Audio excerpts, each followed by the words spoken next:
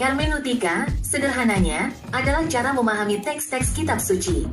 Hermeneutika bisa disebut sebagai cara paling holistik untuk memahami kitab suci. Di dalamnya menyangkut 1. Leksikon, istilah asli seperti bahasa Aram, Ibrani, Yunani kuno. 2. Kritik teks.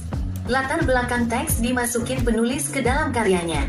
3. Latar sejarah, budaya, kebiasaan penulis dan pembaca pertama teks-teks kitab suci. 4. Spiritualitas, ritus, penyembahan yang berkembang pada waktu penulisan. Pendekatan kritik historis. Kritik historis berusaha memahami teks-teks keagamaan sesuai konteks historis dan budaya ketika penulis menulis atau deskripsikan pesan, orasi, narasi, tuturan yang telah ada sebelumnya. Pendekatan kritik historis agar memahami makna asli dari teks-teks kitab suci, memisahkan makna teks dari interpretasi yang telah ditambahkan oleh tradisi keagamaan. Pendekatan kritik historis menganalisis teks-teks kitab suci dengan metode-metode ilmiah untuk menentukan penulis, tanggal penulisan, sumber-sumber yang digunakan, dan konteks sosial politik teks-teks tersebut dihasilkan. Hal-hal itu menyangkut kritik tekstual, mencari teks asli dari kitab suci dengan membandingkan berbagai manuskrip kuno, menentukan variasi dalam teks dan mencoba menjelaskan bagaimana variasi tersebut muncul. Kritik sumber, mengidentifikasi sumber-sumber yang digunakan oleh penulis kitab suci, menganalisis bagaimana penulis menggunakan dan mengubah sumber-sumber tersebut.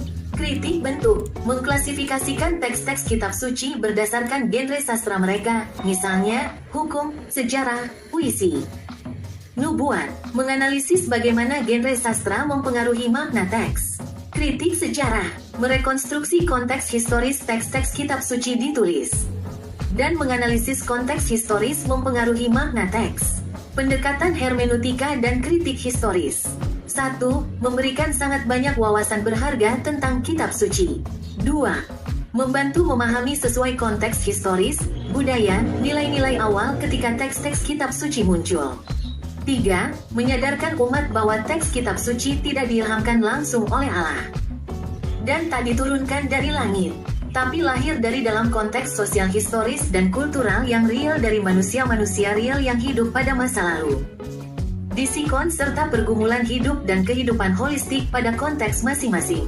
Namun, pendekatan kritik historis dan hermeneutika dibenci dan ditakuti ras fundamentalisme agama karena menjungkir balikan keyakinan mereka bahwa teks-teks kitab suci adalah wahyu ilahi atau kata-kata Allah, yang tak mungkin salah dan keliru.